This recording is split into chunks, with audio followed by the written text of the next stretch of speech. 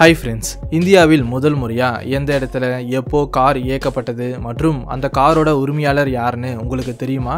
1897 வருஷத்தில் கிராம்ப்டன் கிரீவ்ஸ் நிறுவனத்தின் முதலாளியான ஃபாஸ்டர் அப்படிங்கிற நபரால் முதல் முறையாக கல்கத்தாவில் கார் இயக்கப்பட்டது.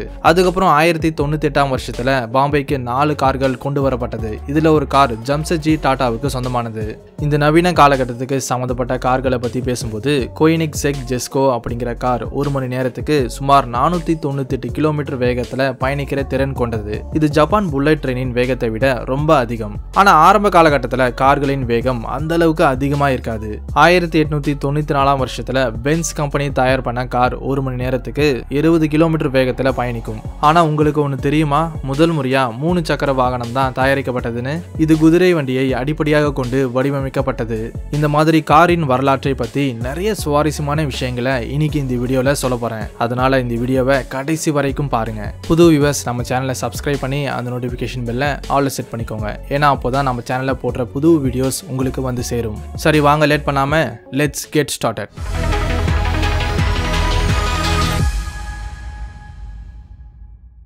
நிக்கோலஸ் ஜோசப் கக்னட் அப்படிங்கிற பிரெஞ்சு இன்வென்டர் 1769 வருஷத்துல முதல் முறையா செல்ஃப் ப்ரொபலர் மெக்கானிக்கல் வெஹிக்கிள், அதாவது சுயமா இயக்கப்படும் இயந்திர வாகனத்தை தயார் பண்ணாரு. அதோட பெயர் ஃபேடியர் ஏ வேப்பர். இதோட அர்த்தம் நீராவியால இயங்கும் வாகனம். ஆரம்பத்துல இது வேலை செய்ய வாய்ப்பே இல்லைன்னு நிறைய பேர் சொன்னாங்க. ஆனா நிக்கோலஸின் கடுமையான முயற்சிக்கு அப்புறம் இது வெற்றி அடைந்தது. இதுக்கும் முன்னாடி ஃபெர்டினண்ட் வெர்பியஸ்ட் அப்படிங்கிற நபர் 1672 நெருப்பால இயங்கும் வாகனத்தை தயார் பண்ணாரு. ஆனா இந்த வாகனத்தால மனிதர்கள் கொண்டு போக முடியாததால தோல்வி அடைந்தது. அதுக்கப்புறம் 1804 வருஷத்துல ரிச்சர்ட் ட்ரெவித்திக் அப்படிங்கிற நபர் ஹை பிரஷர் ஸ்டீம் இன்ஜினால இயங்கும் ரோட் லோகோமோட்டிவை தயார் பண்ணாரு. இது பார்க்க அச்சல் ட்ரெயின் லோகோமோட்டிவ் மாதிரியே தான் இருக்கும். நீராவியின் அதிகமான பிரஷரை இந்த வாகனத்தால தாங்க முடியாத காரணத்தால இதுவும் தோல்வி அடைந்தது.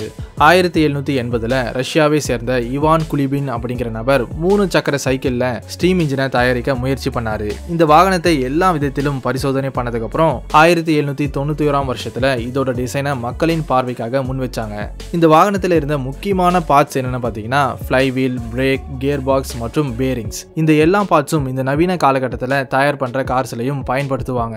இந்த 3 சக்கர வாகனத்தின் டிசைன் மக்களுக்கு அந்த அளவுக்கு பிடிக்காத காரணத்தால இதுவும் தோல்வி அடைந்தது. இந்த வாகனத்தின் கண்டுபிடிப்பாளர் மாதிரி இன்னும் நிறைய கண்டுபிடிப்பாளர்கள் ஆட்டோமொபைல் ஃபீல்ட்ல நிறைய முன்னேற்றங்களை கொண்டு வந்தாங்க. ஆனா அது எல்லாமே மக்களிடையே நல்ல வரவேற்பை பெற முடியல. நவம்பர் 1807 வருஷத்துல French இன்வென்டரான François Isaac D Riwaaj அப்படிங்கிற நபர் ஹைட்ரஜன் மூலமா இயங்கும் இன்டர்னல் கம்பஷன் இன்ஜினை உருவாக்கினாரு. அந்த சமயத்துல இதுல எலக்ட்ரிக் இக்னிஷன் கூட இருந்துச்சு. ஆட்டோமொபைல் துறையில் இந்த இன்ஜினுக்கு நல்ல வரவேற்பு கிடைச்சது. ஜெர்மனியை சேர்ந்த கார்ல் பென்ஸுக்கு இந்த நவீன காலத்துக்கு சம்பந்தப்பட்ட ஆட்டோமொபைல் இண்டஸ்ட்ரியில ஒரு முக்கிய பங்கு இருக்கு. அதனால்தான் இவரை ஃபாதர் ஆஃப் த ஆட்டோமொபைல் இண்டஸ்ட்ரின்னு சொல்லுவாங்க. 1885 ஜெர்மனியின் மேனாம் நகரத்துல கார்ல் பென்ஸ் ஒரு 4-ஸ்ட்ரோக் கேசோலின் இன்ஜின் மூலமா வேலை செய்யற வாகனத்தை தயார் பண்ணாரு. இதுக்கான பேட்டன்ட் பென்ஸ் அண்ட் சிஐஇ கம்பெனியின் பெயர்ல 1886 தரப்பட்டது. 1883 ஸ்தாபிக்கப்பட்ட இந்த பென்ஸ் கம்பெனியின் முதல் கார் 1888 மார்க்கெட்ல விற்க ஆரம்பிச்சாங்க. பென்ஸ் கம்பெனி அவங்களோட முதல் காரான மோட்டர் வேகனை 1885 உற்பத்தி செஞ்சாங்க. அந்த சமயத்துல மொத்தமா 25 பென்ஸ் மோட்டர் வேகன் கார்கள் விற்கப்பட்டது. இந்த பென்ஸ் அண்ட் சிஐஇ கம்பெனி தான் அந்த காலத்துல கட்டப்பட்ட உலகின் முதல் ஆட்டோமொபைல் பிளான்ட். காலப்போக்கில் பென்ஸ் கம்பெனி 4 சக்கர வாகனத்தை உருவாக்குனாங்க. 4-ஸ்ட்ரோக் இன்ஜின் மூலமா வேலை செய்யும் இந்த கார் ஏற்கனவே இருந்ததை விட இன்னும் வசதியா இருந்துச்சு.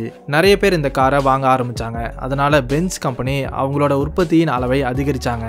பிரான்ஸ் நாட்டை சேர்ந்த எமிலி ராஜர்ஸ் அப்படிங்கிற கம்பெனி தான் இந்த காருக்கு தேவையான இன்ஜின்ஸை உற்பத்தி செஞ்சாங்க. 1896 பென்ஸ் கம்பெனி முதல் பிளாட் இன்டர்னல் கம்பஷன் இன்ஜினை தயார் பண்ணாங்க. இதுக்கு பாக்ஸர் மோட்டார் அப்படிங்கிற பெயரை வச்சாங்க. 19ஆம் நூற்றாண்டு காலகட்டத்தின் முடிவுல இந்த பென்ஸ் அண்ட் சிஐஇ கம்பெனி உலக அளவுல ஒரு மிகப்பெரிய ஆட்டோமொபைல் கம்பெனியா மாறியது. அந்த சமயத்துல இந்த கம்பெனி சுமார் 572 கார்களை உற்பத்தி செஞ்சாங்க. மெதுவா இது ஒரு ஜாயிண்ட் ஸ்டாக் கம்பெனியா மாறியது. 1890 டைம்லர் மற்றும் மேபேக் டிஎம்ஜி, அதாவது டைம்லர் மோட்டார் அண்ட் ஜெசல் ஷாஃப்ட் அப்படிங்கிற கம்பெனியை ஸ்தாபிச்சாங்க. அதுக்கப்புறம் 1892 டைம்லர் அப்படிங்கிற கம்பெனிக்கு கீழே அவங்களோட முதல் காரை விற்பனை செஞ்சாங்க. 1900 டைமிலர் இறந்ததுக்கு அப்புறம் மேபேக் டைம்லர் மெர்சிடஸ் பென்ஸ் அப்படிங்கிற இன்ஜினை டிசைன் பண்ணாங்க. காலப்போக்கில் இந்த கம்பெனிக்கு மெர்சிடஸ் பென்ஸ் அப்படிங்கிற பெயரை வச்சாங்க.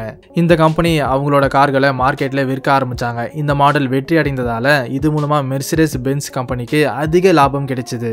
அந்த காலகட்டத்தில் வாகனத்தில் அதிகமாக கேசோலின் இன்ஜின்ஸை பயன்படுத்தினாங்க. இதோட அதிகபட்ச வேகம் 1 மணி நேரத்துக்கு 20 to 30 கிலோமீட்டராக இருந்தது. பல தசாப்தங்களா இந்த மாதிரியான வாகனங்கள் தான் பயன்படுத்தப்பட்டுச்சு. ஆனால் 1892 ஜெர்மன் இன்ஜினியரான ருடோல்ஃப் டீசல் முதல் டீசல் இன்ஜினை உருவாக்கினாரு.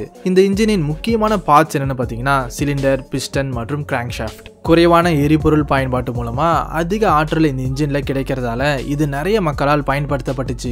அதனால மற்ற கார் கம்பெனிஸ் கூட இந்த டீசல் இன்ஜின்ஸை உற்பத்தி செய்ய ஆரம்பிச்சாங்க. மெதுவா கார்களுக்கு டிமாண்ட் அதிகமானதால கார் கம்பெனிஸ் அதிக அளவுல மோட்டார் வாகனங்களை உற்பத்தி செய்ய வேண்டியதா இருந்துச்சு. இந்த பிரச்சனையை சமாளிக்க ரான்சம் ஓல்ஸ் 1901 அவரோட தொழிற்சாலையில் ப்ரொடக்ஷன் லைன் டெக்னிக் மூலமா அதிகமான கார்களை ரொம்ப சீக்கிரமா உற்பத்தி செய்ய ஆரம்பிச்சாரு. இந்த ப்ரொடக்ஷன் லைன் டெக்னிக்கை ஹென்ரி ஃபோர்ட் இன்னும் கொஞ்சம் மேம்படுத்தி அவரோட ஹைலேண்ட் பார்க் ஃபோர்ட் பிளான்ட்ல கார்களுக்காக அசெம்பிளி லைனை கொண்டு வந்தாரு. இது மூலமா ஃபோர்ட் கம்பெனி ஒவ்வொரு 15 நிமிஷத்துக்கும் ஒரு காரை உற்பத்தி செய்ய ஆரம்பிச்சாங்க.